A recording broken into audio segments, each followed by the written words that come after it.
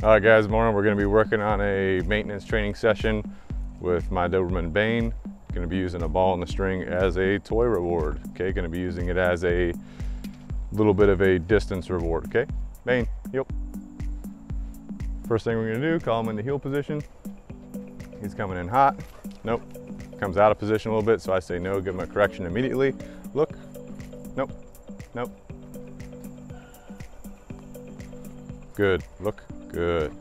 All right, so he knows the reward's back there. Nope.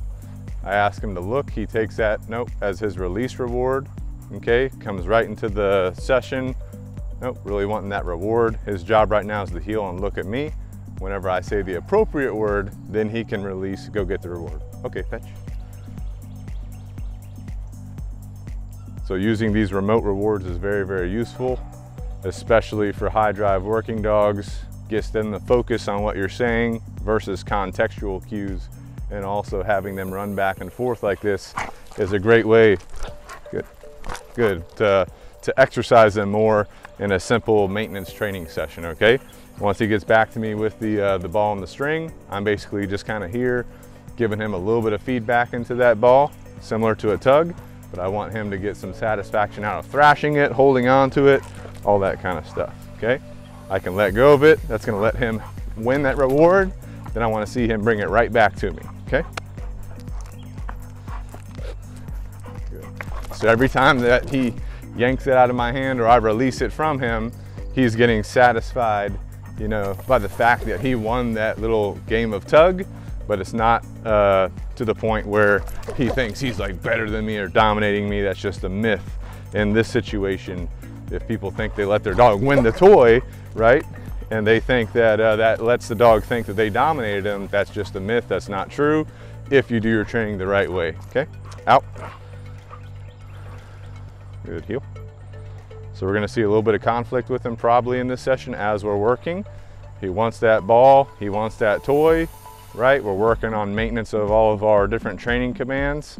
We may see him cheat bite a little bit, so those are all things that we can work through in the training session, right? Bane. Post. Good. Through. Good. Heel. Okay, so all these different commands we do want to maintain. Okay, fetch. So as soon as I say fetch, that means he's released. He can go grab that ball, bring it right back to me. Okay? Good boy. Good boy. Good. And if you see, while we're playing tug, he's constantly trying to get that ball deeper into his mouth, get a deeper grip on it. Those are all things we want to see. All right, especially if you're going to be using your dog for any type of work, police work, military work, protection work, all that type of stuff. We always want to see the dog try and get the target deeper into their mouth. Okay, out. Heel. A little bit of conflict there, a little bit of arousal. No, no. Notice he's out of heel position a little bit, so I want to see him, and he's putting himself into post on his own. Bane through. Heel. Right, so whenever you're working, nope, with that high arousal reward, this is one of the reasons why you want to continue to train with these rewards, right? In different maintenance sessions and stuff like that, because the dog is, as they enter high arousal, fetch, as they enter high arousal, they're gonna be in more conflict, right? They're gonna be making guesswork, right? See how he guesses a little bit, he comes into a certain command, comes out of a command without me asking him, without me saying anything. Especially if you're working with your dog in a working capacity, police work, military work, personal protection, you don't want your dog necessarily making those decisions in a situation where they're supposed to be getting a command. Okay, out. Nope, good, heel. Good, good. Nope, good.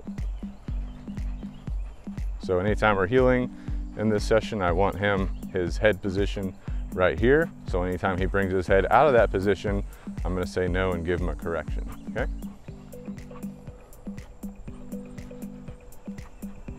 Now this exercise right here, we're just gonna walk right by the ball on the ground see if it distracts him at all. So I'm just paying attention, nope, through my peripherals to what his head position is, okay?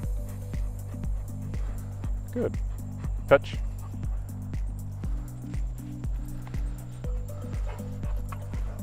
Good boy. Good boy. So notice the feedback I'm giving. It's at about shoulder level. Short, quick pops away from him. Sit. And I did pop it out of his mouth one time, so I'm just gonna ask him to sit, because the other thing we want a dog like this doing, not releasing things out of their mouth. Yes?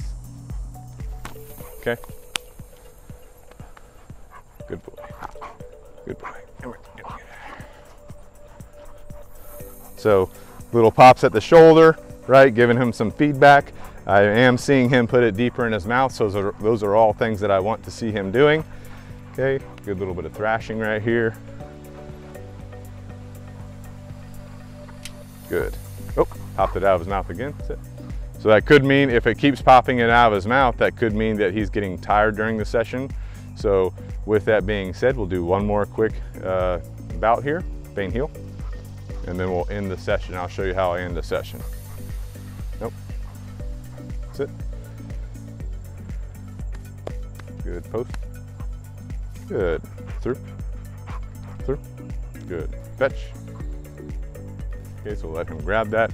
We'll start walking this way. Good boy. Good. Good. See how he's not thrashing it as much as he was. He is getting tired in the session. Bane out. All done.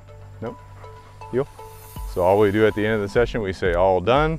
Now we're back into a more relaxed heel position.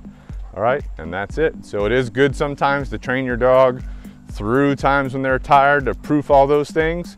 Then it's also good at times when you realize that their energy level's coming down and they can't perform at a very high level, that you stop the session, make sure they got plenty of good work in, but we're not allowing bad repetitions in there, okay?